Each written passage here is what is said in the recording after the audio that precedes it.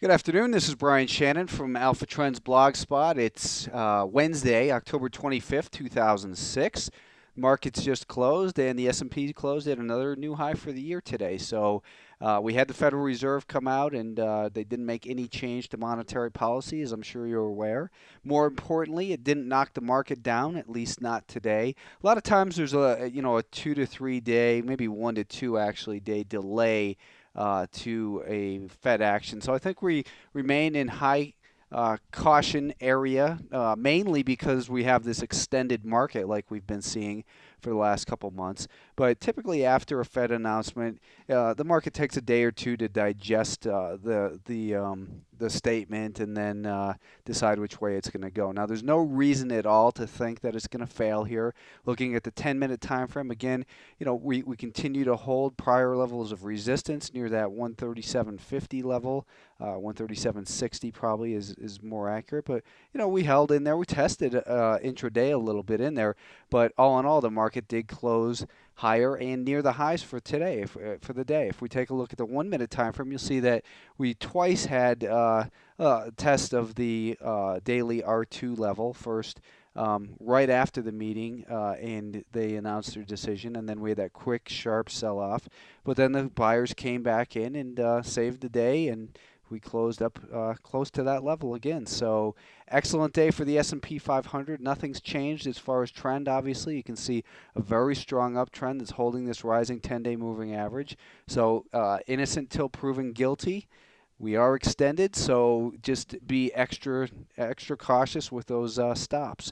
As far as the SMH goes, yesterday we were looking at these, thinking that, again, the 50-day moving average is still rising, so innocent till proven guilty. We do now have a declining 10 and 20-day moving average, though, so that's something we're going to have to keep an eye on. And we've got that 200-day moving average declining up near this level that we had that failed move from as well. Now, it looks like we're in recovery mode, at least for the short term, on the SMH. Now, yesterday I'd suggested you look at the divergence, because a lot of times the divergences between MACD and price come right before the market is able to stage at least a short-term turnaround. We've been having some resistance in this area here at about 34.05, 34.10, and it couldn't close above that level either. But this did clue us off that perhaps there was an opportunity to get long these today. And I was suggesting yesterday that the level to get long above was about $33.60, about this high right here. And you can see that from there, we did have a very nice rally early on today.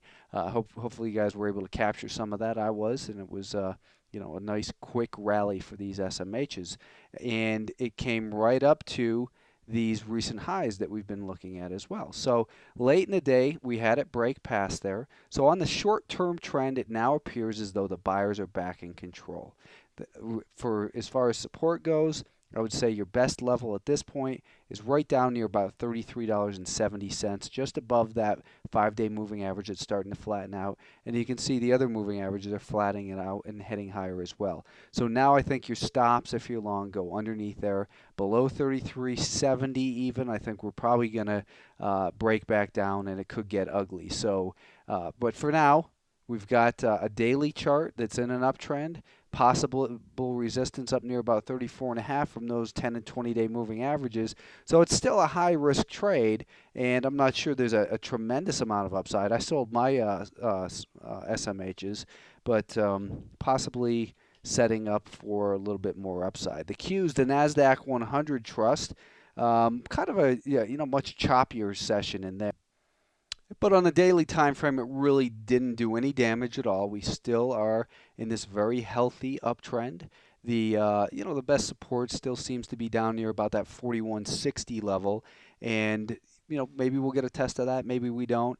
But right now, the short-term resistance looks at about 42.65, and breaking past that level could continue to see this market rally up towards the year highs. The year highs in the Qs are right up here at about $43.30 or so. So we're getting close to those again. And the 10-minute time frame, we can see that this 5-day moving average we had tested and now tested it once again. So I think above the 42.60 level, that's where we could potentially see this market rally again. But we're starting to see these higher lows in here and some resistance near 42.60. Still kind of in that no man's land that I spoke about yesterday, but shaping up to become a little bit more bullish looking. The mid caps continue to do very well in here. Again, we saw diminishing volume on the pullback, and then we saw today a nice return with some volume and beautiful uptrend here. This is probably the freshest uptrend as far as the major markets go, the mid cap spiders that is. And looking at that weekly time frame, again, we've got looking like maybe we're running for a test near the highs. The highs here are 150. So this group continues to do well. We saw some movement past that level that I identified as resistance yesterday at the 143.50 level. It broke past that early on this morning and then came back down and tested after that initial shakeout from the Fed meeting. I think that today's lows in the indices are going to be important going forward, at least for the rest of the week for certain. But breaking below these lows for the week, I would start to become a little bit more defensive overall.